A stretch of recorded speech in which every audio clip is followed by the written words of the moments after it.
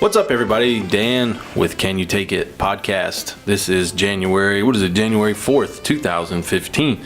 The first podcast of the new year. I've got joining me today, Brandon. Hi. Jonathan. Hey. And Adam. Hello. We are here in the studio, 2015, new year upon us. And seems like some things just never change. Vacant seat. We got a vacant seat here. Oh, Dustin, he's sick. I'll give him that. He's sick. He sounds like he's dying.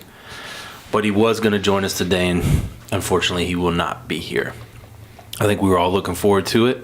I think I had some topics that were specifically designed for him. We'll see how that works. But, yeah. So, it's been a month. We have not done a podcast. We haven't even posted a video in a month. That's my fault. It's not your fault. It's all of our busy schedules and the month of December difficult. My daughter's birthday's in December. That took up a couple of weekend days, and then Christmases and family and work. Me and Jonathan got slammed here at work, so we really didn't have a lot of time to even think about things. But we're back with our 2014 year in review. In a way, just from talking to you guys a few minutes ago, seems like you're having some hard times coming up with what we're going to talk about here, but we'll see how it goes. Just wanted to start off with the films of 2014. What are some new films that you saw that you enjoyed? And what are maybe some old films you saw for the first time this year that, you remember? Brandon, start us off. Unfortunately, I wasn't able to see really anything in the theater this year. I saw nothing. Really? You didn't go to the theater one time? I've not been to the theater this year at all. I don't remember the last movie I saw in the theater. I can't even remember. I don't know. Did you see The Last Hobbit? I didn't see the second one. I saw the first. Yeah, you did. You saw it with us. Yeah. Okay, that was last year. Then that was the last movie I saw. And that was in 2013. So. I didn't buy a lot of Blu-rays of movies that I hadn't seen before. Right. So the only thing I can really You watched Netflix, though. Watch a little bit of Netflix and Amazon Nothing stood Prime. out. I saw that Happy People. Yes, the documentary. I like that. That was cool. That's a good choice. I like that movie a lot. Like that. So I'm really not offering much content here because I didn't see anything. Welcome to the Can You Take It Movie Podcast, where none of our members have seen any movies. Nobody watches movies, but we'd like to talk about movies today. Well, had you seen all of the Friday the 13th? Not all the way through for all of them. Yeah. I'd seen pieces and bits of some of them. Well, but we can use those as, some new films that you saw this year. Sure. Glad we could bring those into your library of cinema. It was a treasured moment. I want to talk about a couple of movies I saw in the theater, and a couple of them I discovered on VHS, I was about to say there, on home video. The first one I talked about in one of the videos, I think, with Jonathan, is The Guest. Was probably the best movie I saw in the theater this year. Such a cool film. Kind of came out of nowhere. Great music. Just really one of those movies that makes you excited about film again. It's not the same old stuff. I really recommend everybody try to check it out. I'm sure it'll be coming out on Blu-ray and digital and such. Soon enough, I would check it out if it comes around. Then one of them I wanted to talk about that I saw recently is Thief, the Michael Mann, his first film. It's on Netflix. Rachel picked it up for me for Christmas. Criterion put it out on Blu-ray this year. I knew it was going to be one I would like just because I love Michael Mann 80s films. I love Tangerine Dream soundtracks, and I love movies about like crime and LA and cityscapes and stuff. And man, this is a good one. And it's on Netflix. So what I want to propose to everybody is that we take some time between this podcast and the next, and everybody try to watch Thief, and then we'll talk about it more in depth, because it's kind of a deep movie, even though it's just about a jewelry thief. There's a lot there, and it'll be a lot to talk about. So I'll remind everybody on the Google Plus to try to check that out before we do the next one. But that's a standout for me. Jonathan, what have you seen this year? A couple standouts for me. The biggest one was probably Birdman. It was just really cool to see Michael Keaton again, for one, because I hadn't seen him in years, I feel like. And he was great. Edward Norton's in it, and Edward Norton plays a hilarious character. It's shot to look like it's all one take. And if you haven't seen the film, the soundtrack is awesome. It's one of those things where the soundtrack is kind of incorporated into the movie. Like Michael Keaton will be walking down the street, and then he'll look to his right, and the soundtrack you've been hearing is being played by like a drummer on the street. Oh, nice. And music from the theater that he's producing his play in is carried over into the soundtrack. The performances are great. It looks really cool. It's kind of a whimsical, fantastic idea for a film. It's just really cool. I thought it was awesome. Yeah. And then surprisingly, the other movie that came to mind for what I saw this year that I liked a lot was the Lego Movie. Oh, yeah. Yeah. I saw that on a lot of people's top 10 lists for 2014. It was just one of the most creative movies I saw. I grew up playing with a lot of Legos, and they just captured, that culture really well. Now, what's the premise of that? Because I know there's tons of like Lego-based video games. I mean, there's like Lego Batman and Lego Star Wars. What universe did they pick, or is there even one? It's just this all-encompassing Lego universe. It's each, so how like in Lego they've got the pirate sets, right, and they've got the space sets, and so the whole idea is that each set group is kind of like a continent. Okay. And so you start out with Chris Pratt's character, who's a construction worker in the city environment. And the whole plot is just that everyone follows the instruction books. And then there's the underground unit that wants people to be more creative and not go by the sets and just build whatever you want.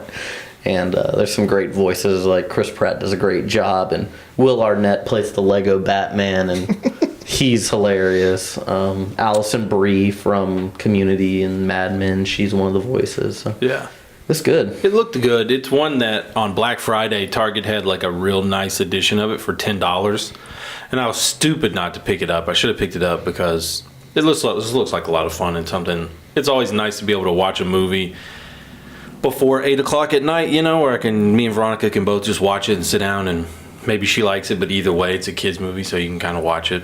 Whoever is at Lego that is managing like the creative stuff outside of the actual Lego blocks is really sharp, because the Lego games are pretty cool, and the way that they incorporate like the pieces like into the universe is like some little coins. I mean, these are all pieces you remember playing with when you were a kid, and you see them used in the Batman or the Lord of the Rings or the Hobbit. It's just kind of neat the way they cross it over, and they've probably done some of that in this film as well. I haven't seen it, but they're doing a good job with the non-block stuff, not physical media. Moving the toys into the 21st century. Yeah, definitely. Lego is as popular as ever right now. And their prices reflect that. Right. Well, it's always been an expensive toy. Yeah. Though. We took kind of a day out. Jonathan was still in Seattle, but we kind of went hunting around and looking for games and movies and stuff. It was Dustin, me, Brandon, and Adam. We went to Toys R Us, and the Ninja Turtle aisle was completely wiped out. I mean, they bought everything. Every single item was gone except for some little keychains and some of the bigger like vehicles. Really nothing left. It was mind-boggling to see something that we were firsthand a part of, the original Turtle craze, come back in such a fever. And the kids nowadays, it just is sort of an example of how good that product is as a IP, I think. One movie I want to talk about that we both saw was Grand Budapest Hotel. That came out this year. It's so hard to think how far back when a movie came out, but we both saw that and had some lunch discussions about it. We're both big Wes Anderson fans. What are your opinions of it now?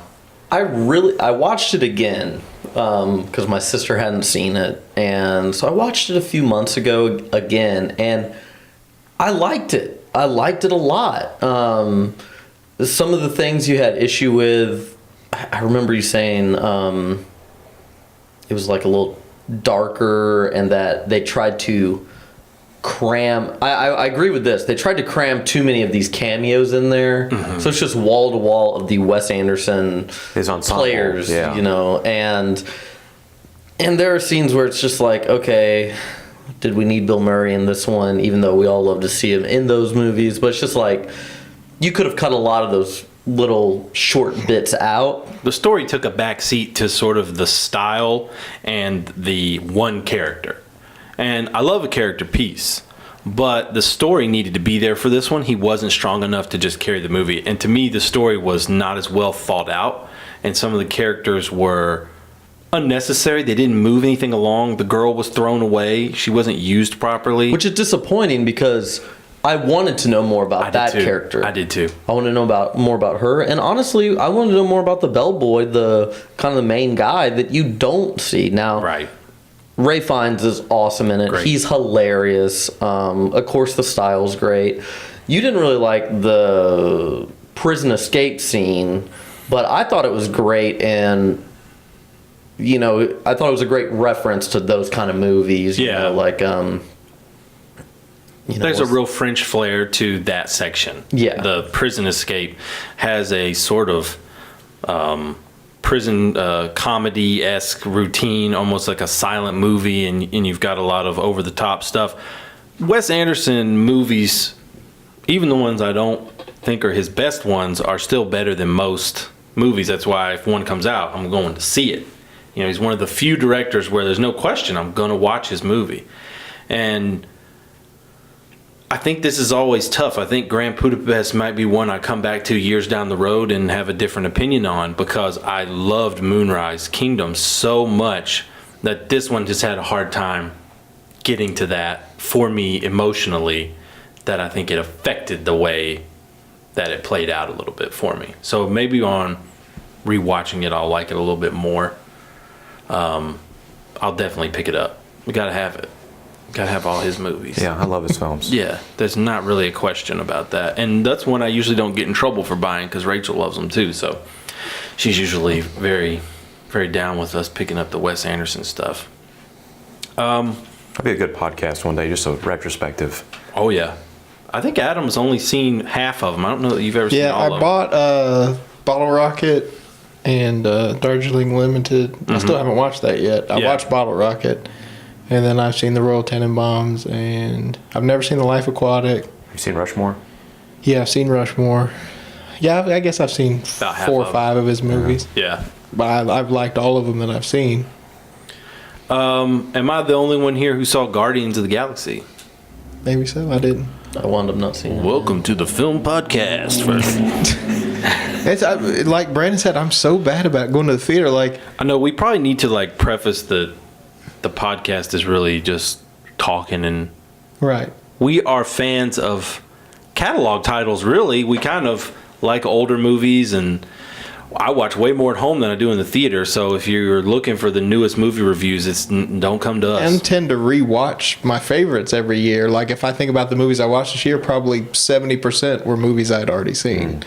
And going to the theater this year, I went and saw 2 riff tracks with you. Yeah, those were great experiences. Yeah, those are always fun. Oh, we didn't see the December Santa Claus one. Yeah, we missed it.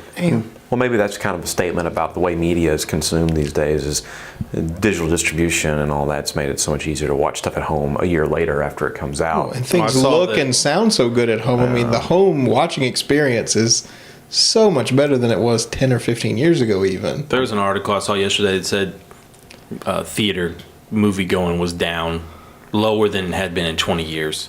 I don't doubt it. This year. But you know that was feeling bad. in the summertime when it's so hot outside and it's night and you went out and got some Mexican food and you go to see a movie and you come out and, you know, it's a summer night. I mean, I love that feeling. You know, walking out of the theater, or in the wintertime, you come out so cold. Right. I didn't get to do that this year, but I still love going to the movies. It's just, you know, life changes. That's the thing that I never really can capture at home as much as I like watching film at home. Sometimes you walk out of the theater and you really feel like you're leaving that world. Yes. Yeah. You get really sucked into it if it's good. I saw X-Men and Guardians of the Galaxy were like the big ones that I saw. And Godzilla. We saw Godzilla, Adam. Brandon, were you? Oh, yeah. You didn't go to Godzilla with us. That was did you? this year. Yeah, we saw Godzilla. Okay. I really enjoyed that. I did see that on. I think I got that on rented on Google Movies. Yeah, I really like that movie. Yeah, I like it a lot, and I've watched it twice this year in the theater, and then I got it. I'm a big Godzilla fan, and one of the ones I wanted to talk about was actually a Godzilla, older Godzilla movie from the 90s called Godzilla versus Space Godzilla, which is the Heisei era, and those came out on Blu-ray this year, and I kind of revisited a lot of them with this. It was like 60-year anniversary for Godzilla. Now, what's the Heisei era? Explain that. So, the first era of Godzilla films is called the Showa era. So that's your first Godzilla, all the way up to Godzilla versus Mechagodzilla, which is like 77. And then they rebooted the franchise in 1984 with Godzilla, and then it was released in America as Godzilla 1985 by Roger Corman. And that brought Godzilla back as like a city-destroying bad guy. There's no other monsters in the film. It's just him. Probably one of my favorite ones, and it would be brought up in another topic that we're going to talk about later. It's never been released on Blu-ray.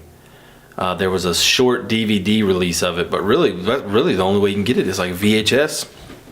The actual Japanese one, you can only get the Roger Corman one in America, and it's edited with some crap added into it. Whatever, I'm getting on a tangent. But then you go to Godzilla versus Biollante, Godzilla versus Mothra, Godzilla versus Mechagodzilla 2, even though there's no... the first one is in the Showa series. I don't know why it's called 2. Then you get to Godzilla vs. Space Godzilla. And this is the one that really stood out to me. Really fun. Heisei era. So Godzilla's still in a suit. There's no CG. It's all practical. And it's just one of the funner ones. There's a little baby Godzilla that's in it. And there's a bunch of different monsters. Space Godzilla's a cool monster. Not Minya. Not Minya, no. Which I wish Des was here to do the Minya sound effects for us. And then the third era of Godzilla is the Millennium. So that was from Godzilla 2000 all the way to... Which that got a U.S. theater release, I saw right? that one in the theater, yeah, in high school. And the word on the street is that the American Godzilla did so well at the box office that Toho is going to make another Godzilla movie. So we'll be starting a new series, I guess, because the Millennium series is over. We're getting a Godzilla game that's coming out for PS3 and PS4. It just came out in Japan. There's been a long string of Godzilla games since Nintendo, but a lot that weren't released over here. A lot weren't released, and none of them have really been great until like recently. You had the like Godzilla Unleashed, All Out Monster or Melee, and those were really fun. Which is what people wanted to do. They just want to fight. Is fight monsters against each other in a cityscape. And the early ones were like there's an SNES like one that was like a strategy-based game. I hate that one. That one of the guys on YouTube, he's really one of the big Godzilla guys. He's pretty young, a lot younger than me. Goji Fan 93. He just played through that one, and that one is so hard to beat. And he just played through it and beat it, and it was like such a big. Because like you make tactical decisions or something, and then it's just like a. Right. Shows Godzilla walking through the city. And then you fight, and then you don't know what you're doing. Like the button commands. Oh, that's right. That's right. And he figured it out, and he beat it. And the video of him beating it is hilarious because he's just like so excited. But there was one that was released in Japan, right? Like a Super Famicom game that was just like a Street Fighter Godzilla game, and we never got. That was released for the PC Engine as well. Oh, okay. Just Godzilla. And what was that called over here? The TurboGrafx. Mm-hmm. So they got a TurboGrafx kind of Godzilla fighting game. But we should do a video on that, I know. Or I doubt we could do a podcast, but maybe do a video on just some Godzillas. And Dustin's always wanted to do a Can You Take It Godzilla. And I was like... He loves to throw himself out there super ambitious. Yeah. James and it's Bond. Mm-hmm. Well, if we did the Heisei era, the 85 Biollante, Mothra, Mechagodzilla 2, Space Godzilla, and Destroya, we could do it. It's 6 movies. Yeah. I mean, I haven't seen many of the Godzilla movies, so I'd be fine with that. I always enjoy seeing fresh movies to me. Right. Well, the thing with Godzilla that most people can't deal with is just how much time you spend with characters you generally don't care Oh about. yeah, just fodder or storyline or. Which is the new Godzilla did that, you know? Yeah. And it was almost an homage to that. It's like, you don't really need to care about those characters. Let's care about Godzilla and show him for 12 minutes, I think, is all he's in the movie. But upon rewatching Godzilla, I was definitely like, gave less. I did not care about the characters at all. Yeah. And I was like, they did it just like the old Godzilla. You nailed it. You spent $120 million, but Yeah, you couldn't make them likable at all. yeah. We saw Godzilla 1998 in the theater Yeah. with riff tracks. Yeah, I think I saw 4 movies in the theater, and 2 of them were Godzilla movies. One great, one Hey, that's a good year, man. no doubt. That's a good year. But yeah, you know, I had fun watching a lot of Godzilla movies this year. And then the other one that was an old one I'd never seen before, which I've already talked about, Sorcerer. You guys have got to see that movie. Yeah.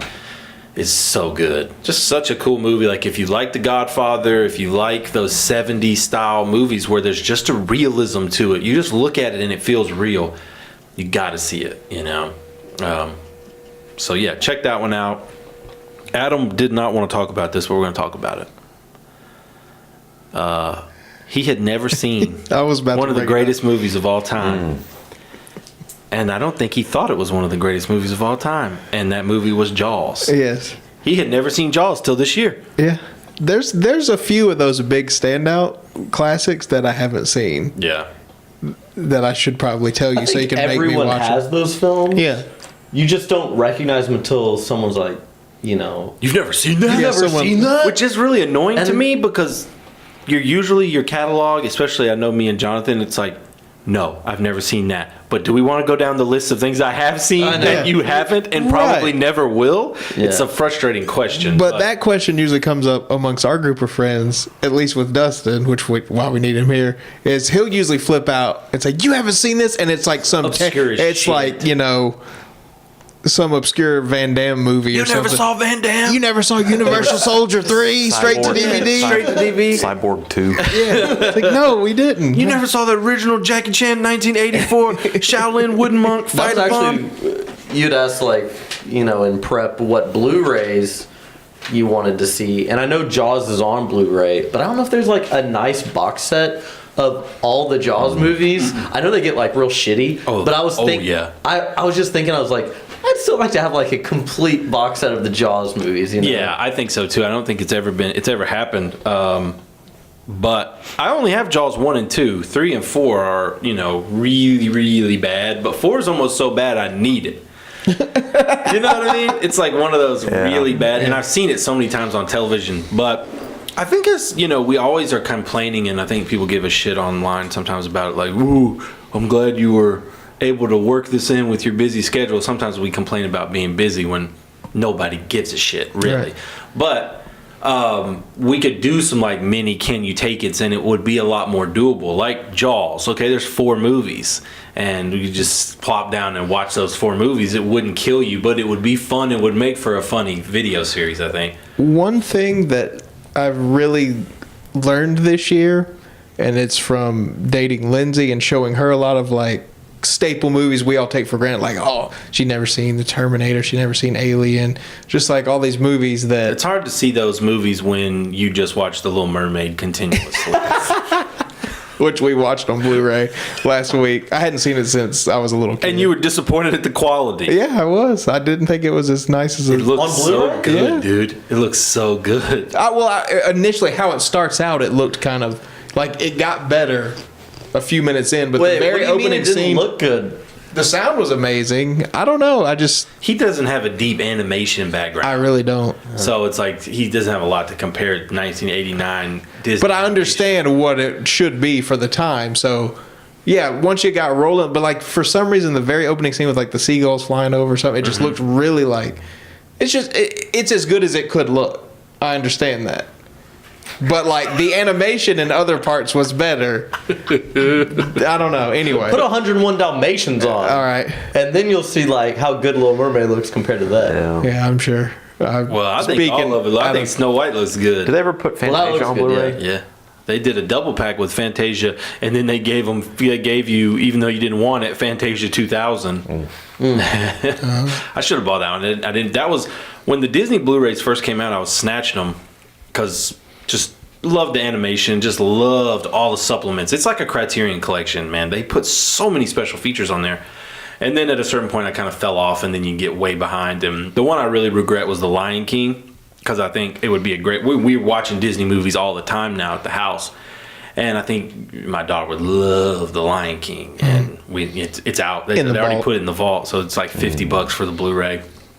Whatever, you know. But what I've learned from, because usually in the past, even when it's some of these staple movies, and you want to show someone for the first time, it's usually like another gung-ho film person, like someone who's into film, right? And she likes movies, but she's nowhere into it like we are. So it's like you start to watch all these movies that are considered great or have all this nostalgic value for you, and then you take yourself out of it and are like, how is someone who's coming into this with fresh eyes in their 20s, like it's not really that Jaws. into, right, like me seeing Jaws. And how would that? I don't understand that, because how can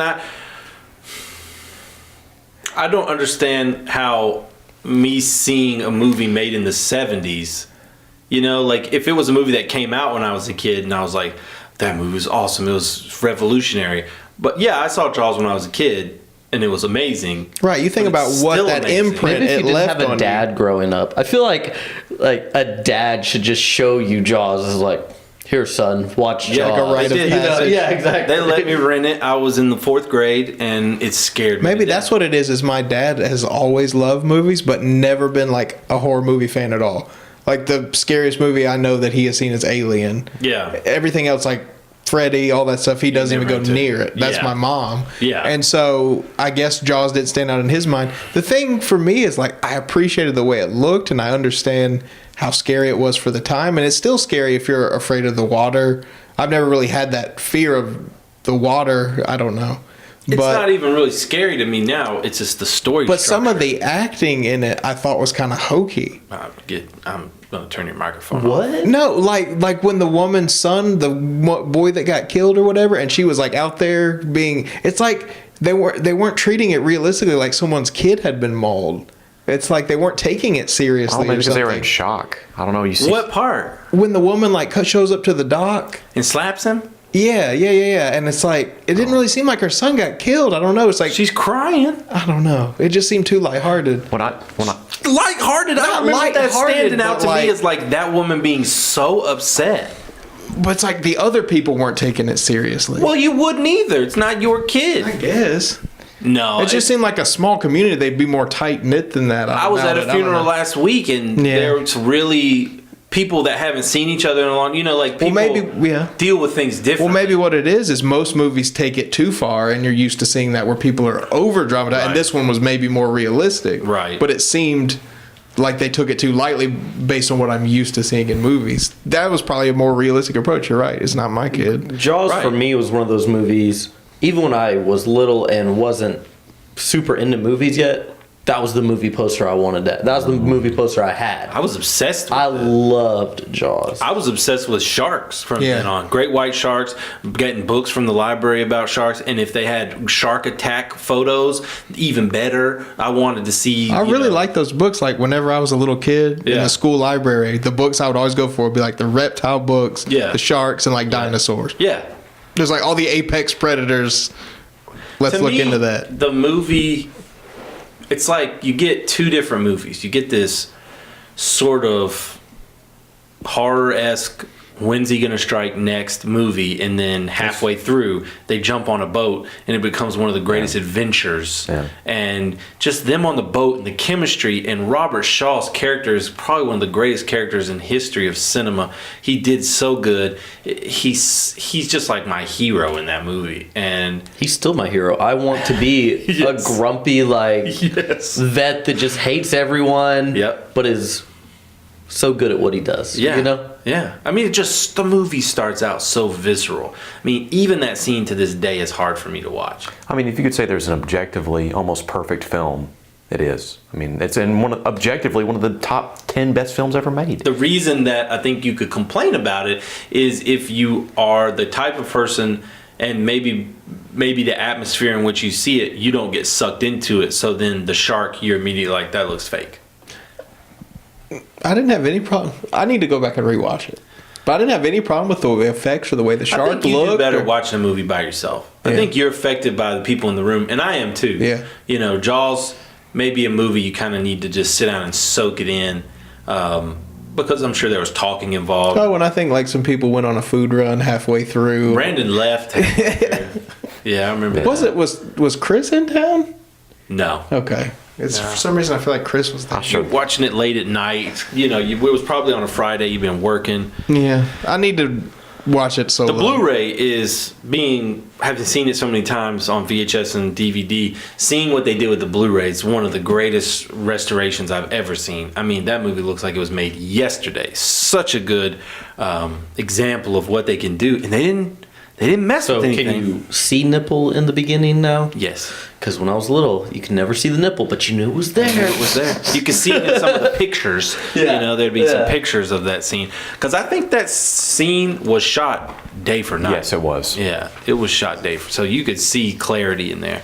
But yeah, I mean, it does. There's been times in my life where I've seen a movie that maybe I didn't like, that I went back and I was like, the situation I was in must have made me not like it. You know, the people I was around, then you watch it again and you're like, whoa, I love this movie. It's a totally different. Movies can definitely be overhyped, though, and even though they're good movies, when you see them finally for the first time, you're disappointed. You because imagine you've heard how hype that was for me. Exactly. Jaws. Like, I can understand. It's almost like you can't live up to the hype on it. But Adam's also one of those persons, like, let's say somebody, they had gotten all the hype and they saw it, they would just go, that was awesome. Yeah, I could see why everybody loved. Adam's just automatic. Hype has an effect on him that's different, because he's just gonna go, yeah, it was pretty good. I mean, he's not gonna lie, you know. He's gonna tell you what he thought about it. So some people would just jump on the bandwagon and be like, oh my God, Jaws was so sick, yeah. I'm not afraid to. Didn't I talk you into buying it? Yeah. So you have it. You said how clean it looked, Yeah. and like this was the best Blu-ray transfer you'd seen, and I needed to get it. And since I hadn't seen it, I was like, sure. An example of a movie I saw for the first time this year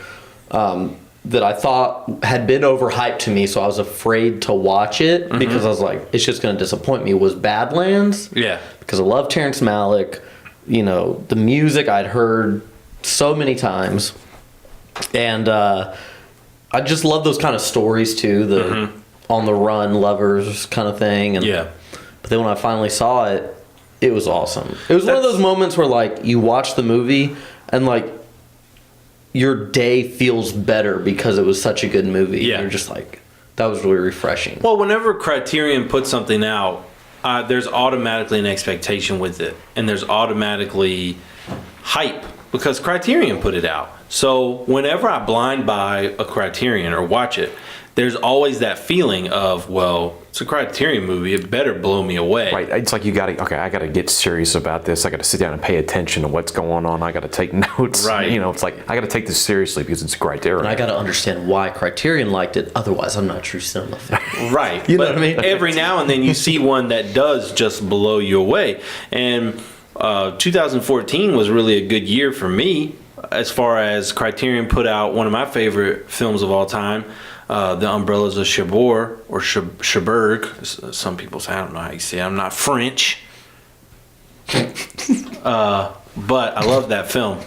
And they put that out in the Jacques Demy set, and it was just like, I don't know. It's like when one of your favorite movies of all time, Criterion touches it, it's like, there's nothing that makes me happier than seeing an announcement that they're putting out one of my favorite movies.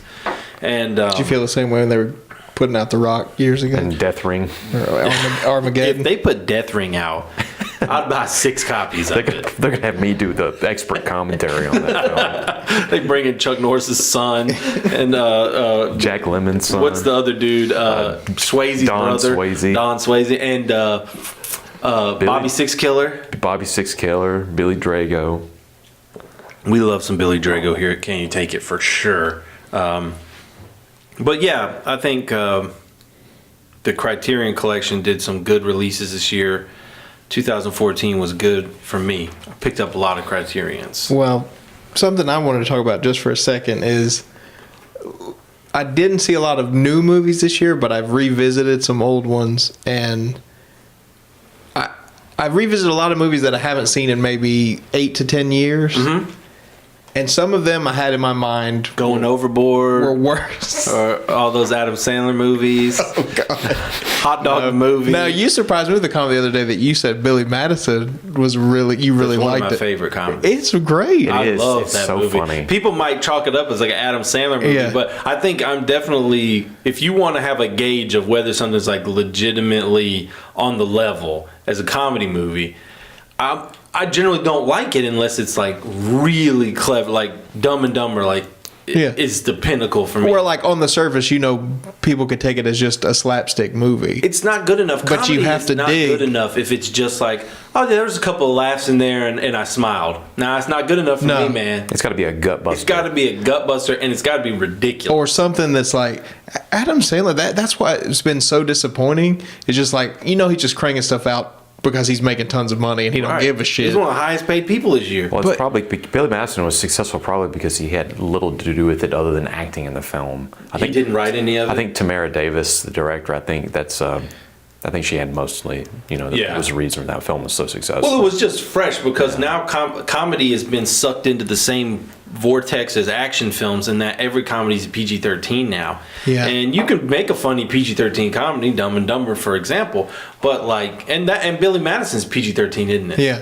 Well, that blows that whole argument. I just remember it being so crude, though. I remember it being crude, like Well, it's probably getting when you porno saw it, magazines. too. They're getting porn. They're drinking all day. That's what it is, I think, is back in the day, it was like a more accurate representation of how people behaved. Yeah. But I don't know. It seems like then it was funny when people were like getting hammered or high, and now it's like become cliche to where it's not as funny anymore. Yeah. It touches too close to home now. Yeah, I think maybe then we didn't know what the experience was of That's being my friend. being He acts drunk. that way. Yeah, that's true. Because back then that was before any of us had started drinking or Right. doing anything else. So it's like There's just that's so hilarious. Nude magazines and they're all drunk by the pool and like They're that's doing that's nothing funny. with their lives. Yeah. Also, it's like a That would be personal getting mad fantasy at him. to live Yes, that life. It is like he's rich. He's got all To this have a crazy tent stuff. out in the yard and live in it with all kinds of stuff and jet skis at your birthday. Well, for example, the scene where the guy he's doing the game show at the end and he says that thing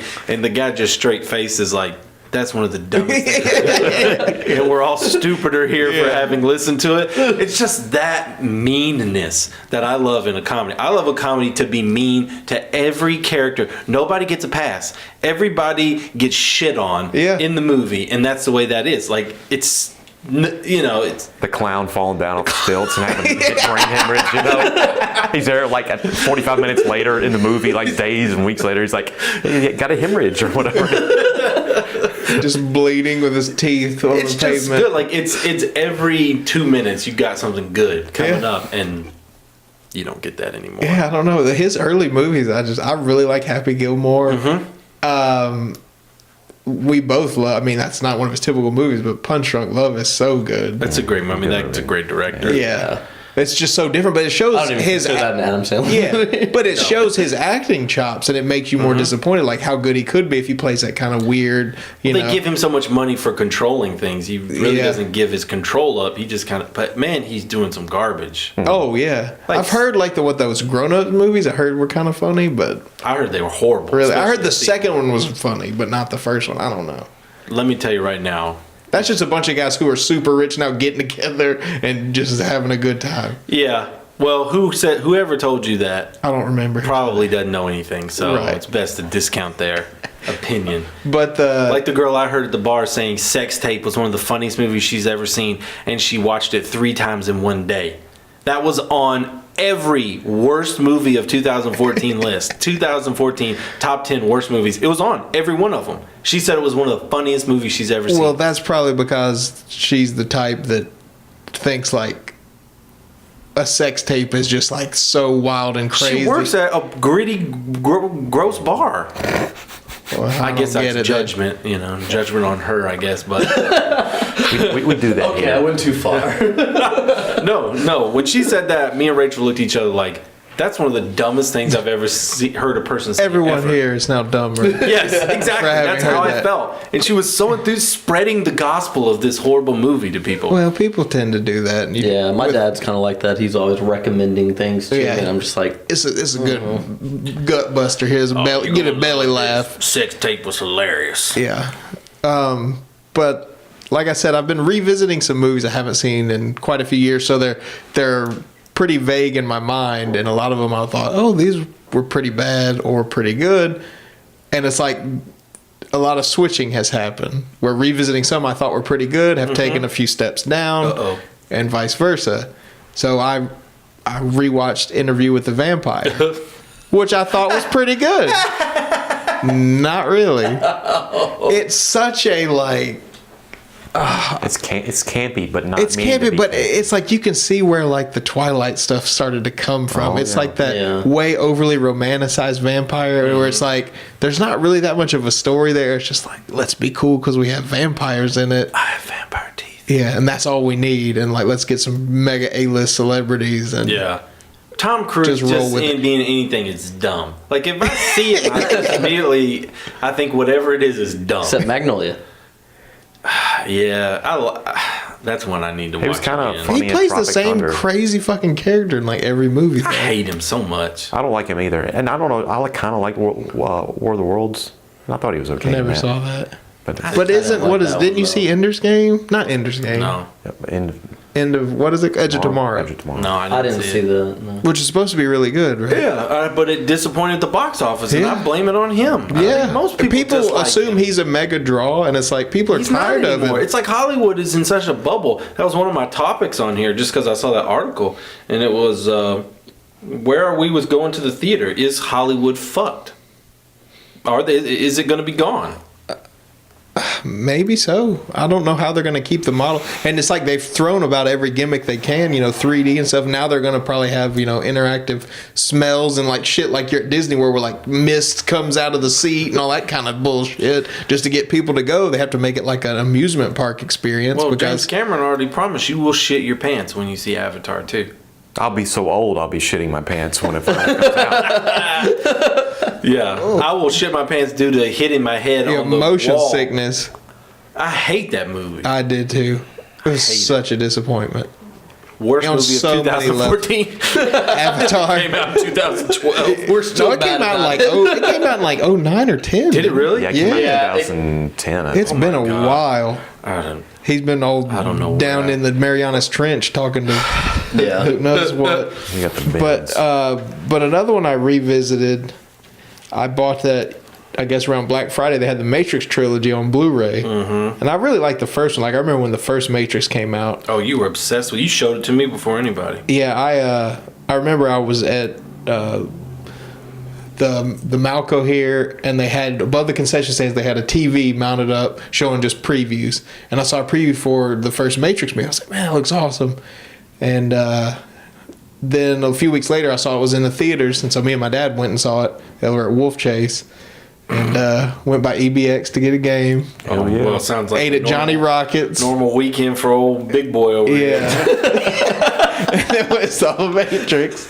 He was 21 when this Yep, it was good. And I was just like, I tried to take everybody. I took John to see it the next day. I tried, like kind of like when Napoleon Dynamite came out. We're just trying to take everybody we could. Yeah. And then of course it caught fire, and the second one came out. The theater caught on fire Yeah, while you yeah. were in there. Yeah. Yes. We escaped. Just barely. It burned down the merry-go-round and the arcade. Wolf Chase was burned down. Nothing of value was lost. Yeah.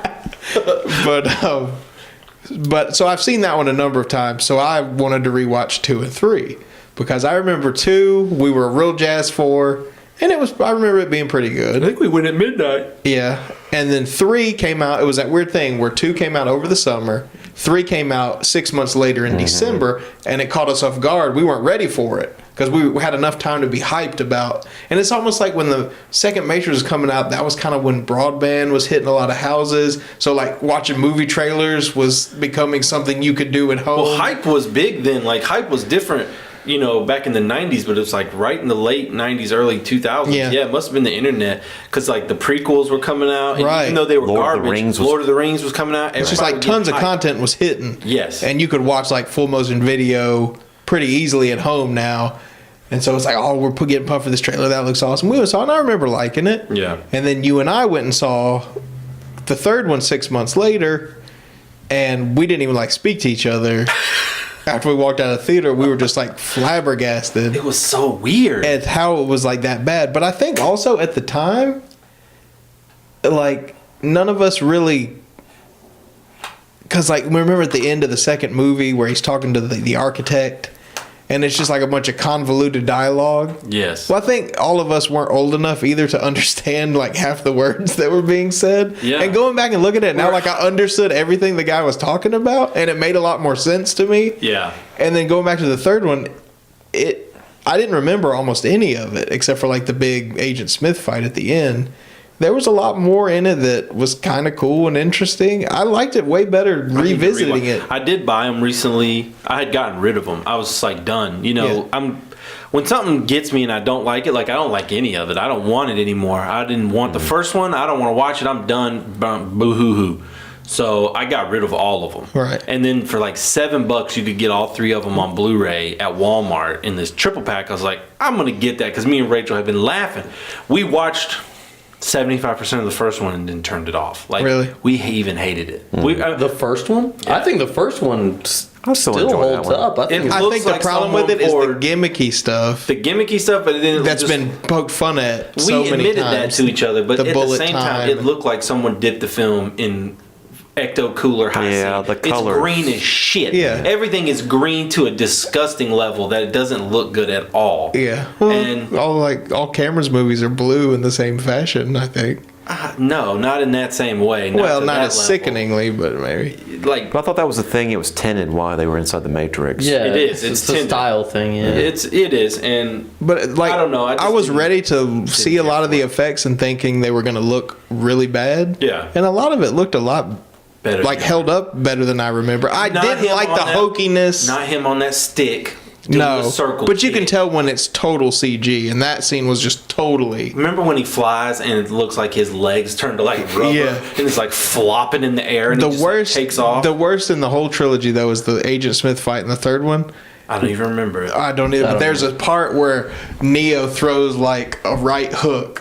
And it's like slow motion through the Oh, I air, and it's do like remember hitting that. raindrops. I remember Dustin and it thought hits it his was so face. cool. Dude, it was so like Dustin made a big deal about that. Remember? That's what It's- inspired him to be a graphic artist. No, Was that way scene. before. No, it was Cloud in Final Fantasy VII riding on that motorcycle. Got him, inspired him to do that. I But- did like that scene. Oh, God, I remember going so nuts over some CG video and some PS1 bunk ass graphics. Yeah, and He it was so excited. Yeah, I must have had an amazing imagination back then because Oh, you yeah. go back and play some of those PS1 Oh, early titles, man. and you're like, how did I know what anything in this background even Blocks and was? colors. Lots, Yeah, it's right? like I knew this was a Polygon. computer term. It's like how the fuck is just like a gray I block? remember a cinema in Final Fantasy VIII and like hooking it up to a VCR to record the CG cinemas in Final Fantasy VIII. Like Yeah. being like just replaying sections of the game over and over again to watch them. Yeah, Like and then in 10 they got smart. Remember they had the theater. yeah, you could just You go could watch go them. and watch. Me and you would just go watch yeah, them. Yeah. Good grief. And that it's kind of sad. Oh, it's sad from that nerdy perspective, but it's also sad that like things can't blow your mind like that anymore. No, and I think somewhat of it. And has what's with going to age. come out next that's going to blow our mind? That's why we're Unless we go allowed- to like virtual reality, that's Sure. legitimate, I not guess like the it's real. '90s shit. No, I'll tell you what blew my freaking mind. Rachel got me the complete series of My Brother and Me. How's Goo doing? Goo is amazing. That what blows my mind is that didn't get more seasons. Yeah, such a good show. So Was it on Nickelodeon? yeah, Okay. one season. Super popular. Played it for years. Those 12 or 13 episodes. So we looked it up. Like, why did this show get canceled? Disagreements between the creators and the producers. It's like it's a kids show. What were they trying I disagree. to do? I disagree. We're gonna have some real intense. This show is too black for Nickelodeon. Not for us. Not in my house. We loved it. It's like the I remember liking it a lot. Yeah. Oh, I'll tell you right now, I've watched almost all of it the past week. It's good. Yeah. Oh man, I just pulled up My Brother and Me, and the first thing is like a super Spike Lee like. Look at the My Brother and Me logo. With Oh like- yeah. Oh yeah. Yeah. Oh, That's man. the intro. Is it a Spike Lee joint? It's a Spike Lee joint. Is what it looks like. Oh, That's awesome. It's just so 90s. I love it. But that was a surprise Christmas gift, which brings me to one of my topics I thought we'd talk about. If anybody got any media-related gifts this year that they wanted to talk about for Christmas. Christmas just happened. I got a pair of boots. You didn't get anything. I didn't get any media this year. The boots have a hidden flash What are you drive. doing with your life over there, Brandon? Drinking. Well, I helped you out with that then. Yes, you did. I got something to Yeah, help it's me like drink. yeah, we didn't buy you any media-related gifts either. We just bought you more Media enhancement. self-soothing materials. Right. No, I can't contribute much to the podcast today because I just really didn't consume much media this year. That's true. I just Well, we're going to talk about some trailers and stuff that you did watch, and It seems like every movie I got hyped about seeing, the theater doesn't have that draw for me anymore. It's like there were a bunch of movies I wanted to go see in theaters, and it's just like I kind of missed the window. I'll wait till I they did come too. out. I wanted to see the Interstellar. I wanted to Oh, see I the did last too. Hobbit. I saw Interstellar. I wanted to see that so bad. I just couldn't. I didn't care. Once it came out, I didn't care. Which is funny because I remember when we watched the trailer here at the office, you're like, I might drive to Nashville to see this in IMAX. I know. I wanted to see it so bad, and then it came out, and I was kind of like, nah. Right. What nah, is that? I don't want to go. I couldn't. There was nowhere to find the time to go. It was good. I really enjoyed it. There's nowhere I wanted to see, even as bad as people are saying it is. I still want to see The Hobbit just to round it out, and I can't find the time to go. I want to see that. I want to see The Guest. I really want to see John Wick. Yeah, I wanted to see John Wick too. That's supposed to be really good. And it's just like now I'm like, well, it'll be out on Blu-ray in a couple months. Exactly. You know, that's what. It's like if you don't see it the first couple of weeks, you're just like, well, I guess it's gone. You don't even like check. You're just like, I guess it's out of theaters now. We gotta go I see know. it at that shitty theater on the other side of town. That Or plays right next to where we are. that- Yeah, the one right around the corner. Right around the second corner run. plays some old stuff. Sometimes I drive by there and I'm like, I missed that. I should just go over there and see it. But I'm never going to. Yeah. Yeah, maybe we should stop doing a movie podcast. or especially a new movie podcast. Yeah, it's like, I mean, I don't know. Because I buy movies all throughout the year and watch them, but That's why I continuously think I'm like seeing all these movies because I buy them, but I don't watch all of them. That is, you know, one of my New Year's resolutions is to like get through some of the buildup that occurs. So, you know, you've got some movies sitting on the shelf and you bought them and you're like, they're $6 or $7 on Black Friday. You know, I'll go a little wild. I'll buy like 10 or 15 movies and they'll just sit there and it's kind of like, well, I'll get to them. But then in between there, you get more and you get more and it just, I don't know. You see a movie on Blu-ray that like Flowers in the Attic. It's like $7.99 at Best Buy. It's like getting it. It's just like I just watched it probably a year ago, but I put it on the shelf on my unwatched part of the shelf. Yeah. And it's just gonna sit there because I've just watched it. But it's like I had to have it. yeah. And my best thing I do is I'll buy 5 or 6 movies over a month. 3 that I have seen and 3 that I haven't, and I'll wind up watching the ones I've already seen before instead of the tend to do new that ones. too. Maybe it's kind of like I'm a paranoid about watching new stuff sometimes. Because it could suck. It could suck. It's like out of my comfort Wasted zone. your time. Yeah. Right. You wasted your time. Like I know I'm gonna enjoy this. I'm gonna pop this in. Yeah, I could watch The Dark Knight 100 times or whatever movie Yeah. it is, but this, I'm not sure if I can commit to this. Most movies I purchase are movies I've seen unless it's Criterion. You know, if it's a Criterion, then it comes with this like, it could be pretty good, but most likely it's going to be enjoyable. Right.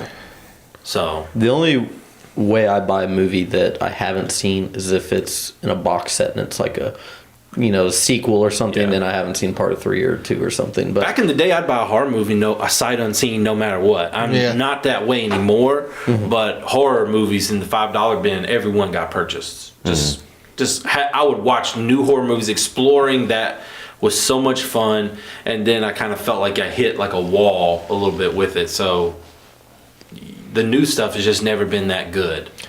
Well, getting back for a second where we were talking about comedies and how things used to be, This is not this is not a comedy podcast. There's nothing funny about it. Obviously, our audience can tell you that. Slap yackers. But like you said, when it was just that mean mentality of just like everybody's being treated meanly and without exception. I rewatched Gremlins a few weeks ago. Me too. I did too. Really? Me and Veronica watched And it. that damn mean bitch getting thrown out that standard stair lift, It's so launched good. out the window. It's like, And I she would never deserved expect it, to man. see that. I don't remember anymore. as a kid her being such a bitch in that Oh movie. man, She's a wanting to kill the total dude's bitch. dog immediately. Yeah, and so then when she gets it, it made it. I always loved that scene when I was a kid, just Dude. getting launched out the damn window. And she hits that ground so damn. Just When they get in the bulldozer and tear up the house and kill. Yeah. I loved it. I hadn't seen it in quite a few years. I picked it up the same day I got that Matrix set because they had another set that had Gremlins, Gremlins 2, and the Goonies. Yep. And so I picked that up and man, watched it and loved it. It was so much fun. Veronica was loving it too. Yeah, and all those like kids movies. Kids movies were not lighthearted and like everyone's G-rated. Like I watched Stand By Me the other night. Love that. Just film. so damn exactly how kids are. People think of the golden era, the 50s, But I'm Leave It pretty to sure that's Beaver. rated R. Yeah, but that's what I mean. It's like people think 1950s is all Leave It to Beaverville shit. Oh, no, and that yeah. creeps me out. That's so phony. The kids walking I around, agree. fuck you, got the cigarettes going. Right. Like that's how they were. It was, yeah. It is such a. It makes you nostalgic for a time we weren't even alive. Yeah, exactly. You know, you like just imagine your dad growing up around then, just being a little hoodlum. Oh yeah, no, my dad was one of those kids for sure. My aunt was worse than my dad. She's the one who started smoking at 6. Yeah. Oh, my dad. When my dad was a teenager, he delivered cigarettes for a cigarette company and drove a truck delivering cigarettes Hell before he yeah. could legally smoke them. Did any fall off the truck? I don't know. Help out the neighborhood, well. Goodfellas style. Doubt Corinth, Mississippi needed much help back then. But yeah, let's see. Let's talk about some of these recent things that came out over the past couple of weeks. Recently this week, the Neil Blomkamp Alien project that's never gonna happen. We got some pictures released by Neil about some pre-production ideas he had, and this really stood out to me for you two because you both like Alien franchise a lot. But Adam was obsessed with Hicks. When I first met him, if we were to play a game, he would name his character Hicks or something. You know, It was like an alien game or action game, yeah. yeah. So it just He's bad as shit. he's okay. He's not that bad. Oh, I know. He survived. I mean, with Ridley's help, but he survived, you know. He didn't. They killed Well, him. He got whooped. I'm not considering Well, that. He got whooped by his producers. That's not canon. Producers killed He him. ain't too tough. Producer killed his ass. But to see Dead. him, he got back with- whooped by some damn text going across the screen. Yeah, he's dead now. Deceased. Retcon the entire franchise. Yeah, so to see him back in some pre-production would have been cool. So we've got Ridley Scott. I mean, not Ridley Scott. Ridley, the character Ridley. Ripley. Ripley. You thinking damn Ridley. Super Metroid. Super Metroid. come flying in. I said Ridley, that's why. And then you've got Hicks back. Do you think? Would it have been Michael Biehn coming back? I don't know. I want to see him and stuff still. We were talking about that the other day. Like, you never see him. He was so good in so many. Here's what 80s I remember. He was like, he's got Terminator, then he's in Aliens, he's in Tombstone, did great in that as Johnny Ringo or whatever. And then I remember like Command and Conquer 3 or He's in Tiberium Wars comes out for like PC in like 97. Yeah. And he did he Right. did like some of the CG stuff in there. completely He's forgot in about a horror movie that came out in the late 90s called Cherry Falls. And it's a great little weird horror movie that came out around the same time as like Scream and them, but real dark. And like someone's killing virgins, so all the girls are trying to lose their virginity, and they have like these big parties. And Michael Bihn's like the sheriff in it. Okay. And he's got a real big role in it. And I remember seeing that and being like, I thought the dude was dead.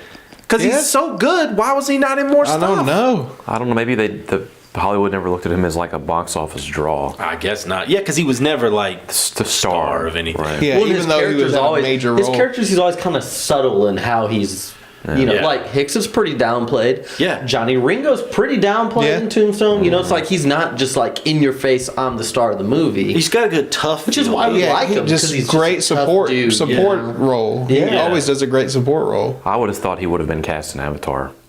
I would have too. Yeah, as the bad military dude or whatever. But So, it was a I good guess he's not thing. subtle enough to play. Lang, I mean, he's Stephen too Lang. subtle. to- Stephen Lang, yeah. Or Stephen Lang got kind of built for that movie. Yeah, too. he was jacked for that movie compared to like when you showed me what he used to look like. in Manhunter. Yeah. yeah. Like, big what? difference? I can't even tell. Brandon told me that. Brandon was like, Like "That's the guy from like Manhunter." gooby ass ginger like, dude. All of a sudden, what? it's like Yeah. tough, like half Asian looking. It was the ginger dude in Manhunter? Yes, the paparazzi guy. Paparazzi guy. That's the bad guy in Stephen Lang. Avatar. Whoa! Yes. Yeah. Yes. That's a transformation. That is a transformation. Yeah. I know. That's he looks crazy. young. Like he looks, he looks grizzled and tough. Yeah. Wow. I don't know. My thoughts about that pre-production work, or I mean, it looked really cool, and I'm sure he would do a universe like that honor. But I almost feel like maybe it's better if he would just work on new universes stuff. and new material, because I really like District 9, Yes. and I want to learn more about that universe. I'm tired of stories about Ripley. Is there Alright, another? And Is there run the another hell out? like a sequel to District 9 or something else in that He universe? did Elysium, Well, which Elysium, you saw. I saw that. I like saw that. Elysium, That was Matt and I thought it Damon? was pretty cool. Yeah, The- Matt Damon. the- His newest one is Chappie, coming out this year, and it's kind of like a short circuit kind of film. It's a robot that gains sentience, Sentience, okay. and it's got Diane Word in it. Yes. Oh, Yeah. really? Yeah, both of them are in it, and supposedly the guy was so hard to work with, he'll never work again. Because they're already talking about Chappie 2.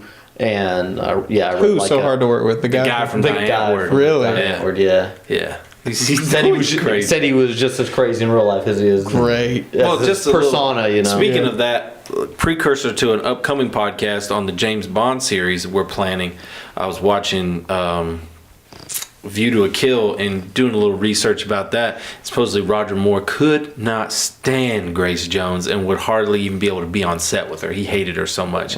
And supposedly in his biography wrote when they're in that bed together in that scene, she pulled out a black dildo on him.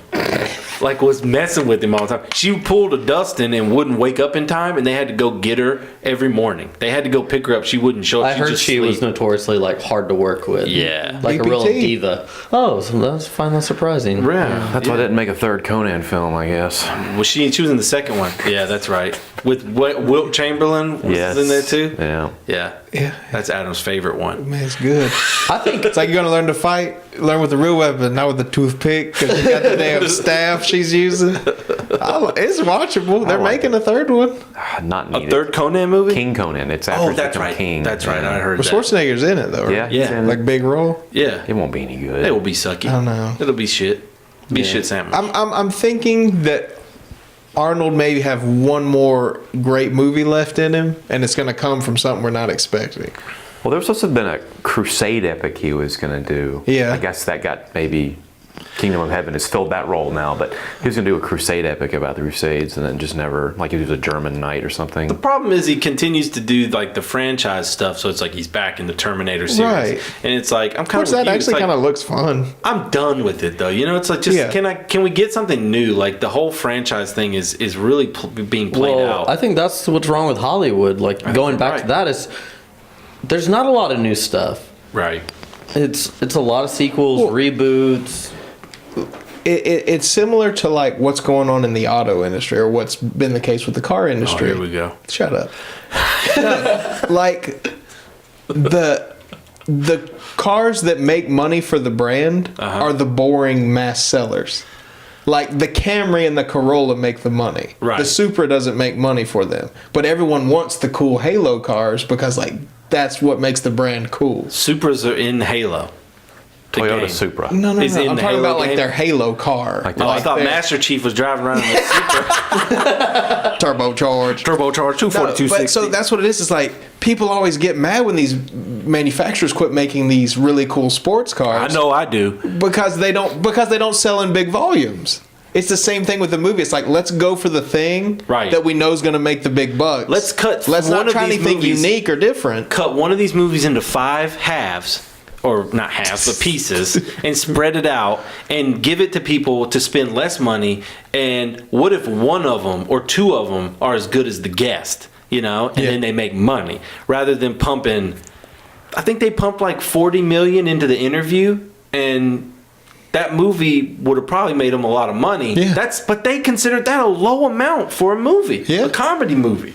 $40 million for a comedy. It's like, and you look back, I mean, of course, inflation, but like Aliens was made for like $24 million. Oh my goodness, yeah. I know. The Terminator was made for like 1.2. This is the prices on things like the Hobbit series. It's like costs almost $1 billion to make those. It's insane. And there's like none of those people there that can do practical effects the same way anymore, or it's just like At least you can see Brandon what was the money talking about spent the on other. It's like they want more money for the That's CG why people. Adam Sandler makes all these crappy movies under Happy He can do them for $20 million, and they'll make 50. That's it's why his Jennifer production Aniston company. is still in movies. Mm-hmm. They're gonna make a set amount of money, no Right. matter what it is. Let's put her in some romantic comedy, and there it goes. Oh, I saw one top 10 list that had 3 Cameron Diaz movies in it. She was in 3 of the worst movies this year: Annie, Sex Tape, and I can't think of the other one. Some other horrible movie. I can't remember. Horrible Bosses, is she in that? No, I don't think she's No, in that's that one. The Horrible Bosses 2, which was the sequel we all needed. I was so looking forward to a sequel to one of the funniest movies of the past 10 years. Yeah. I love Jennifer Aniston in the comedy role. Yeah. She's so funny. Her friend stuff kills me still to this day. Yeah, there's this. I don't know. They can't, like, even with The Hobbit, like, I take it, I like them, and then I take a lot of shit for it because I know they're not that good. But when I watch them, I do see where the money goes, like the costumes and the makeup and the sets and all the work they put into it. I can see it and I like it. I like that they put that work into it. Then you see something like Avatar, and it's just nothing. It's like this. It's like people still put a bunch of work into it, but you can't see that work unless can't you're see like any of part of it. that world. It's a computer. A Yeah. computer did it. At least The Hobbit, even though it has a lot of CG, so many of those sets are amazing. Just the detail, just that they put into it, to me, puts it above that. And stuff. until we get to that point, like we're talking about with like true virtual reality, where you can actually experience those digital things. Lawnmower Man, And ever like heard of it? Yeah. Awesome movie. Or Johnny Mnemonic. and game. Not really. The Super NES Lawnmower game. Well, last week I was up in Seattle and I went to the EMP Museum, which is the Experience Music Project. And it's basically a big pop culture museum, and they've got a lot of costumes and props, like actual movie props. And they've got the Lord of the Rings swords from the original trilogy. They have the Phantasm Ball. They have the from Phantasm Wow. Ball, and they have the alien suit from the original Alien, the first one, and a lot of Doctor Who stuff, and Captain Kirk's chair. You know, a lot The of Doctor these, Who like, stuff looked like it was made with some serious It looks money. like it looks like I could have made. The, Well, you know Chris Hardwick in town, the Yeah. comedian. He's like a huge Doctor Who fan. I heard him know. talking about like he has like a phone booth or some like double door or something like Yeah. into one of his rooms. Yeah, the TARDIS. I don't know anything about Doctor Who. Oh, it's real easy but to a lot learn. of these props, when you're really up close to them, they look cheap and Yeah. they look fake. Yeah. Oh, yeah. Which I think is kind of cool. At first, I was kind of disappointed when I was really looking at the alien costume. You see that it's hand painted. You see where maybe things didn't seal great, and maybe that's just time too. You know, Definitely, You know, yeah. 35 years old at this point, or however old. But you're also thinking, well, that just shows you like that's part of movie making, is that they made that. Then you had to have the good lighting. Right. You had Yes. the person in the costume have to convince the audience that Yeah. that's what it was. It's how shitty and cheaply can we make this and But I still still- make it I know, stand but out now, as but now real. they're like, we've got the money in the computers to just make it look perfect. To And me, it still there's doesn't look. I know, and it's just like That's why Godzilla stood out to me, because although Godzilla's completely CG, you never really see Godzilla unless it's at night, and a lot of times he'll be like coming around the building and it's really dark and you'll see him and it's just like you want to see him. You're looking to see Yeah. him and they just show him for a second and then he goes. Then there's a part where he's like real close up and then he gets covered in smoke and dust and you lose sight of him. And they used that same atmosphere with a CG character, and it had the same effect. Right. There was no point in Godzilla did I think Godzilla's not there. Even Yeah. though he's CG, I never was like, what the fuck is Yeah, that? you still need to use those same practical effect tricks with the lighting and like the mystery. Remember in Alien Resurrection where the aliens are swimming in their CG and they're way too lit and they're surrounded by blue water and Yeah. they just stand out because they're just not in an atmosphere that makes them look good. Yeah. Those techniques still need to be used with CG. You still need the lighting. you And still they're need the not and atmosphere. they're not thinking about that. All they're thinking is, I spent a lot of time working on this CG Yeah. model. I want people to see it how much detail I put into it, show it as close as possible for Right. as long as possible. Right, in the daylight. Right. No. It's not going to work. But I don't know. Next topic, Mad Max Fury Road, the newest trailer. This is the second trailer to be released for the film. I don't know why I'm getting so pumped. It just looks so different. Because you need a crazy Aussie sometimes to just mix have shit to. up. It looks crazy. I mean, just the stunt work in it alone is exciting to see. And there was so much stuff in it that you could tell was CG, and then there was so much stuff that you'd be like, oh no, they just blew that up for real. That's what I liked about it. It looks like they're driving through the desert. Yeah. People are jumping from car to car. Yeah. It looks real. Exactly what we were just talking about is like, oh, they made a movie. They went out there and made a movie in the desert. Yeah. And they got one of my favorite actors right now, Tom Hardy. So Yep. I'm there. It looks so cool. Well, let's put it this way: we'll say we're there now, and then when it comes out, we'll be like, we'll see how I feel. We're pumped to go see it. We're guaranteed go see it. I'm a pretty big Road Warrior fan. I love the Road Warrior, one of my favorite movies. The other Mad But it's Max not a ones- new guy doing it. You know what I mean? Yeah, same guy. Right. That's what's so That's cool. what's going to make it cool. Okay. And it's not someone who's just been like coddled by Hollywood and say, do whatever you want, I hope Tina George. Turner's back. The only thing I want to say about this, and I was previewing this in the car earlier, is that love the original films. This looks exciting. I've never seen a trailer that's exciting or like that Yeah. much action packed. But I will just say this: is that the premise of those films is a post-apocalyptic environment where it was a product really of the 70s, Cold War and gas shortages, which are not an issue today. You know, gas is $1.99 today. America economy is booming, and we're outperforming all the other countries in the world of the developed nation. And there's no Cold War anymore. You know, what are we worried about today? So for me, it's like this exciting new environment. Or what if? You know, it's gone. It's just another movie in the series with action. That's true. It's not as possible as it once was. I mean, it's like, wow, imagine a world where the United States and Russia destroyed most of the planet, and we had to live in Australia, and there was no gas, and we had to survive like bandits. And we had to drive in Mustangs. And Mustangs with selective superchargers. With some ugly looking kids who look like they were raised by wolves. I think that's Steve Irwin's daughter, was it? And again, Vin Waterworld's Diesel. She's been cute. made. Don't be Waterworld's mean. been made. We don't need to revisit. Yeah, Yeah, we're that's done. We're done. Okay, wait. How long Post-apocalypse has it done. been since anyone has seen Never Waterworld? seen it. Never seen it. You've never seen it, even seen the first. Waterworld. And I've seen it in theaters. When's the You last have a time long saw track it? record of seeing shit in theaters. Yeah, It's thank been a you. long time, but I've We might seen need it. to do a Can You Take It Just Waterworld. No, we'd have to team it up with Battlefield Earth. Post- The other one I've never seen. Oh, that's what we That's should do. Is funny. find a It's list of just funny. like some of the Well, worst this is one thing. Hollywood produced. Well, this is an Yeah. idea I had that I talked to Dan about. Is we do a Can You Take It where everyone brings a A shit one. pit. A movie And I they said hate. I know I could bring one that Yeah, would just to kill top you. everybody. Would kill you. Well, we got one in here at work recently that was going to be a Can You Take It that we'll need to watch. We'll leave the title off, but it's a documentary about pimping in Memphis. in Memphis. That's the title. Is it as good as American Pimp? It's going to be on Netflix. It's that good. Damn, Currently closed captioning it. Oh wow. Yeah. that's awesome. So we'll have to take a look at that. I've That's got- coming up. I spend more time trying to understand what they're saying than actually typing. I've got Shotgun on Blu-ray. I don't know. Shotgun. You do not have that on Blu-ray. Just kidding. Full of shit. Shotgun. Dan knows. So you can watch that all on YouTube. Okay, Yeah. so with Christmas just passing by, what are everybody's? Do you have a staple Christmas watch list that you watch every year of your Christmas selections? Bad Santa. Bad Santa, that's one of your staples. Yeah. We watched Bad Santa this year because I got it on Black Friday and Rachel had never seen it. And this is what I'm talking about. Comedies and me don't get along too good. And that one has some funny stuff in it, but it really drug. The character didn't have any development. And I was cussing and drinking wasn't enough for me to stay interested throughout the whole thing. Right.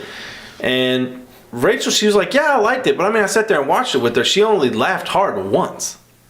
And she still liked it. Yeah. And it is a good movie. And I like the director a lot.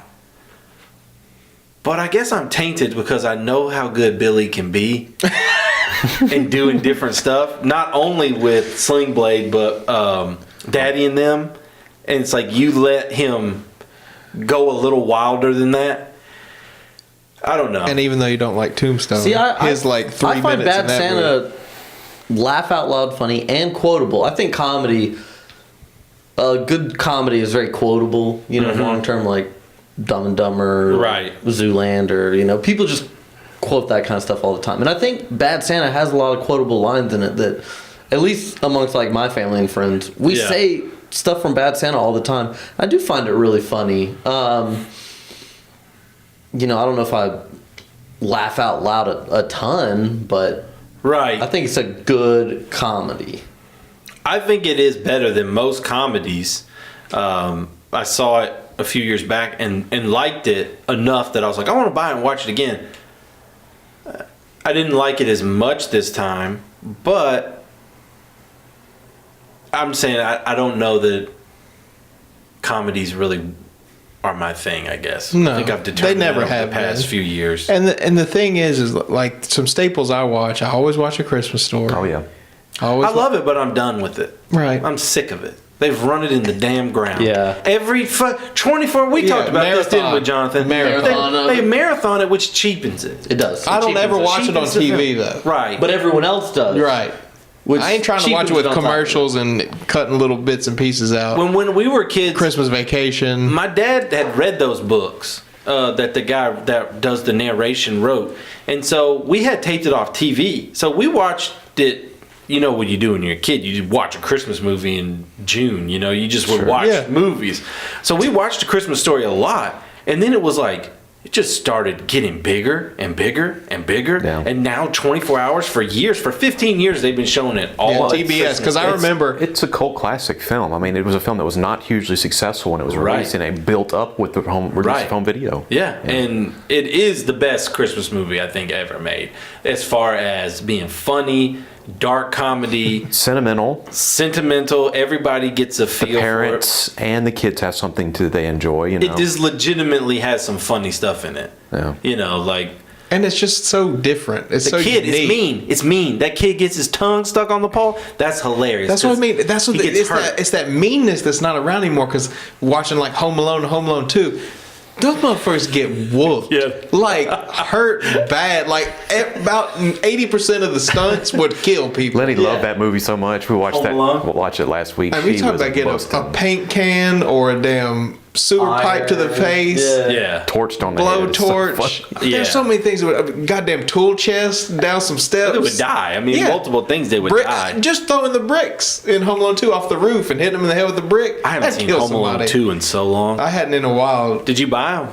I borrowed them from my dad. I say. He got that 2-pack or I whatever. wanted to get the 2-pack this year. I think our household was maybe a little Scrooged out this year. I don't Yeah. know. We only watched Bad Santa, and I have Christmas Vacation and Christmas Story, and do tend to watch them. And I just was not in the mood. We had to watch a lot of Christmas cartoons, Mickey Christmas stuff on Netflix. I saw that shit like. See, I'm so sure much. that doesn't have anything redeeming about it. It's just, I hate it. I hate stuff like that. I'm not a big Mickey fan, and she's loving that stuff right now. And we watched. There was one movie on that was creepy, The Polar Express. Yeah. And I I didn't don't even like pay that one. attention to it, but it was Weird. creepy. The kids are weird. No offense to my mom, that's her favorite movie, I think, of all time. The Polar Express? She's bought me 3 copies of it. I've watched about half of it, and it's like, I couldn't do it. Oh. I just That's- I don't That's like that animated, animation. right? I don't like that animation. No. It's like that uncanny valley of like you're not animated enough. You're a little too real with the motion capture. It's Yeah. like, and Tom Hanks is just kind of weird, and he does so Boring, too. He does all those different characters, and like some of them are just like really creepy. You know, It's like- shit just bores what was me, that man. damn movie that was? It was like the whole Beowulf Grendel story. Yeah, it was Beowulf. Is that what it's called? Yeah. Beowulf? no, it's Well, 13th Warrior. I thought it. No, the animated one. Oh, yeah. yeah, Beowulf. yeah. That one has the similar problem. Well, by Zemeckis, it was Robert Zemeckis. Yeah, too. same- That Oh, same, really? He did both? Same Yeah. thing. And Yeah. Zemeckis is great. I love most of the stuff he's He's done. like Michael Mann. They get bored making a normal ass movie. They got to go do something different, and it sucks. Stick to what you're good at, you know? We're trying to, like, you know what I mean? Make another Forrest Gump, damn it. Hey, if it's as good as Forrest We're Gump. talking about like Back to the Future, and I love used cars. I know you don't really like comedies. I've never seen that one, but that one was released on Blu-ray this year, and it was on a lot of top lists. My dad introduced that one to me when it came out on DVD. Probably You love comedies, 03. though. He's kind of gotten me on that though. That's my dad coming through. I guess we didn't. We watched monster movies more than you. I got Blazing Saddles. You got Jaws. But I love comedy and comedy. I love Mystery Science Theater 3000 is my favorite show You like ever. dark humor and like mean humor. You I've don't been like consistently trying to explore what it is, why I don't find some stuff funny. Like me and Josh talk about it a lot. Just he loves comedies. He loves SNL, and he's the one who told me. He broke the news to me that I don't really like comedies. I think what it is I think, at least with you and I over the years, we give each other so much shit and just little jabs here and there all the time. Like, that we don't need a comedy movie to entertain us, to provide comedy in our lives. That may be true. We can do it on our own. I find comedy best in 28-minute periods. I love comedy TV shows. Huge Simpsons fan. Love Futurama. Love the a lot of comedy shows. Most of my shows are comedy shows. You like a lot of British comedy though, which is pretty biting. I like a lot of British comedy. Maybe it's like this is like, I don't know, I listen to stand up sometimes. Yeah. You know, on tapes Yeah. or whatever. Cassette tapes? Yeah, all the time. Eddie Murphy, live, raw. I think maybe after you've heard the joke the first time, it just doesn't have the edge anymore. No, it doesn't. So, like, if it may be a horror film or a movie that's got action or sentiment to it, maybe it has longer shelf life than comedy. To me, there's so many elements that make a movie rewatchable for me. And, speaking on the more recent one that I've watched that's really just blown me away, Thief, the music, the cinematography, the acting, the story, boom, it hits on every single one of those. I've never seen a comedy where I was like, the music was amazing. No. The music was really set the mood for me. And they're trying too hard with, I think, newer ones to like make them too epic. Where it's like a comedy where they're going on this like massive trip across the country, and it's not like a Griswolds type thing where they're like staying in campgrounds and shit. It's just like it's just too expensive. They're too polished and there's too much money in them. Yeah, The Interview, for instance, like seeing that trailer where it looks like a epic, like you said, I'm glad the North Koreans fucked things up because I didn't want it to make it to theaters. It looks shitty. I just don't get that style of humor. To me, it seems like we showed up on set and made shit up. And anytime I see that, it just never is that funny to me. Like, I'll have a chuckle or a laugh. But to me, when you watch a comedy and you never want to watch it again, then it failed. Yeah. It needs to hold up.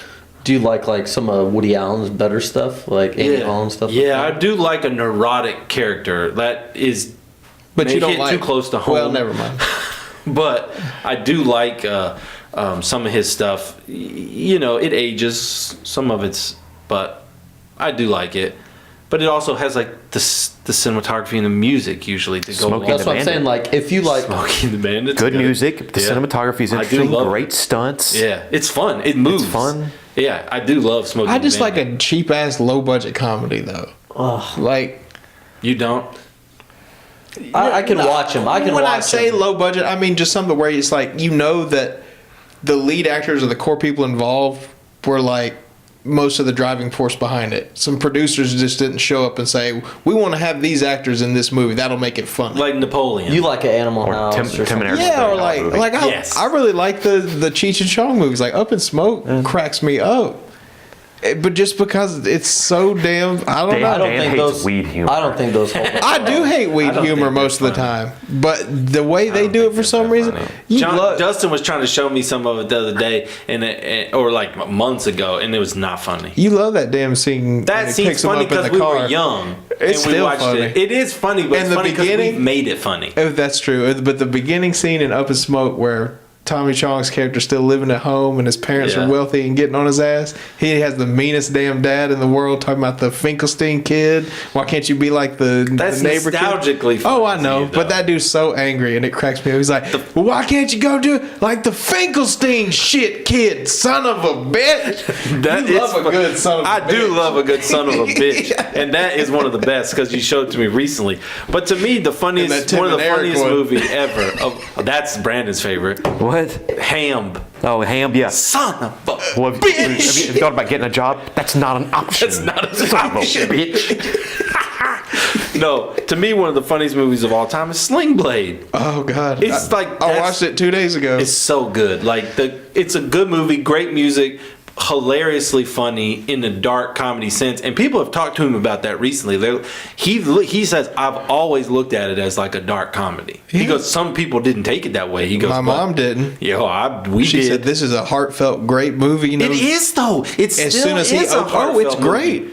Like that's the thing. The funny comes from the bad guy, like the villain of the film. So you still get a heartwarming character. But in some of the, it's just like they nailed it so much, and maybe we appreciate it more living in the South. But it's like they nailed it with some of the sayings and some of the Oh, yeah. terms. Maybe if you didn't people grow up in talking the about South, yeah. digging with that stop. Stop. What you doing with that stop? What the fuck's a stop? Oh, we knew what a stop but was. you know what he's talking about. Or well, Robert Duvall, that scene isn't even supposed to be funny when I ain't got no damn boy. He's just looking around, and we find it hilarious. Looking for a rat or some mouse that ain't there. Been dead for 20. Where'd you go? There's just so much real, and just like the people in the background, and Yeah. you know Bill Cox that he goes to work for. Right. They're just Everybody. so good. Everything. Like I remember, I remember that old boy too, kind of retarded or something. You know, can he talk and just no one named Jerry. Oh yeah, it's like I hear Jerry's taking you somewhere else tomorrow. It's like she's trying to. I love Southern trying to be polite, Yes. but you can tell are super uncomfortable. I love the bless their heart phrase. Yes, yeah. because you're about to run someone's ass into the ground, and that's a precursor to fucking someone up. It's like bless their heart. That motherfucker is deformed. Well, there's Got an ugly ass.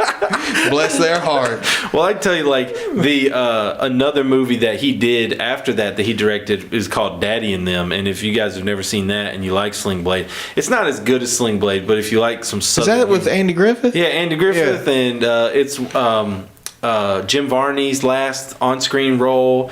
And Jamie Lee Curtis is in it. Damn. Ben Affleck's in it.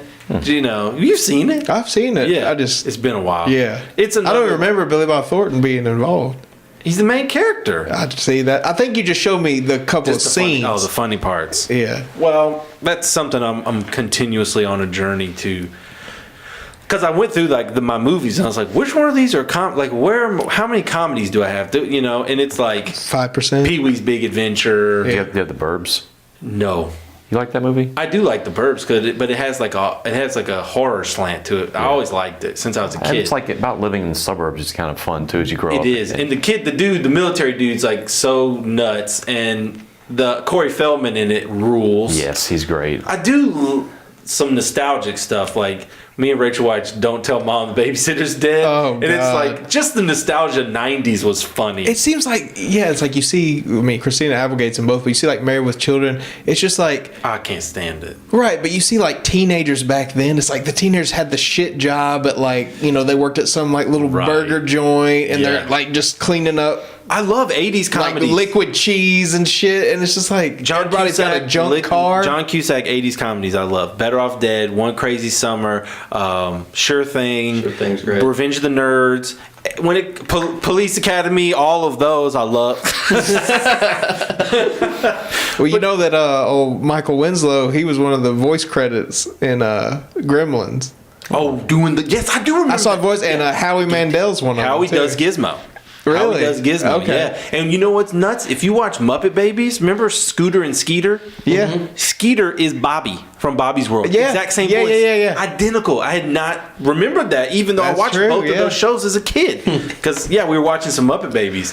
And Kind of like Starscream and Cobra Commander. they're trying to bring Bobby's World back. Really? Howie Mandel he's got a campaign to bring Bobby's World back. You know? That's Which- a Kickstarter or something. I don't know, but we have a couple of episodes, and it is a fun show, like for kids. As annoying as like Kickstarters can be, maybe that's the hope we have for some of these movies to get made that are outside the Hollywood system. Yeah. I don't know. I don't know. It's tough. The movies are expensive. Yeah. And you're getting someone to pay for something that's not there yet with very little track record. Well, they did that with that Veronica Mars movie. Yeah, they did. They successfully pulled it off, but there was still controversy surrounding it. Like people not getting what they were promised and stuff like that. I don't think there's been a really good Kickstarter. Yeah, I'm sure the funds get there, but then paying people appropriately, I just sure it's poorly managed. Whenever I see somebody trying to make a movie on Kickstarter or GoFundMe or something like that, and they've never made a movie before, I just want to throw them out a window. Because it's like you have no track record. You just want money. You just want people to give you money. Hey, I want to start a car manufacturing company. I want to build a car. Give me some money. Maybe we talked about this before. I don't know. It made me mad, but Jonathan told me about a guy who got into some legal trouble and they took his car and he did Kickstarter for people to pay for him to get his car out the damn impound. Yeah. Oh, people do that shit all the time. Somebody did like a joke Kickstarter for like I want a grilled cheese sandwich or something. No, it was potato salad. And he wound up getting like $30,000. Yeah, it was help me make potato salad. And they like had a big house party or something. I don't know. Hey, if you get it, go for it. Whatever. But if people want to throw some money for some dumb shit, that's fine. Well, I think we'll round this podcast out. Happy New Year. Happy New Year from the Grumps. The boring grumps who never do anything. The boring grumps who haven't seen anything. Hey, we've seen a lot more movies than we thought. We need to keep track of it. Probably start up a list or something. Yes. Anytime you watch a movie or play a game this year, we need to put it on your just web write blog. it down or something. We hopefully will have some more video content coming up. Me and Adam are probably going to do some game video. We recently purchased some classic games we'd like to talk about, and a video I'll be working on real soon is a new segment on the Can You Take It YouTube called Rachel Games. And I bought Rachel the Game of Thrones Telltale games, and so she's a huge Game of Thrones fan. She loves the books, loves the show, loves everything about it. So I got the game, and we're going to video her playing and get her review of the Game of Thrones Telltale game and see how it goes. It's supposed to be pretty bad, right? No, I thought it was supposed to be pretty good. What system is this that? is a brand new game. The new one. They're the people that made The Walking Dead. Oh, okay. It's that kind of game. I got you. Yeah. So that ought to be funny. If it's successful, then I'm gonna let her play Street Fighter 4 with the arcade stick. More difficult. She's actually pretty good with the arcade stick. Space Station 13. I'm gonna let her play StarCraft, the original. Okay. Cool. Big gulps, eh? See you later. See you later. Bye. Bye.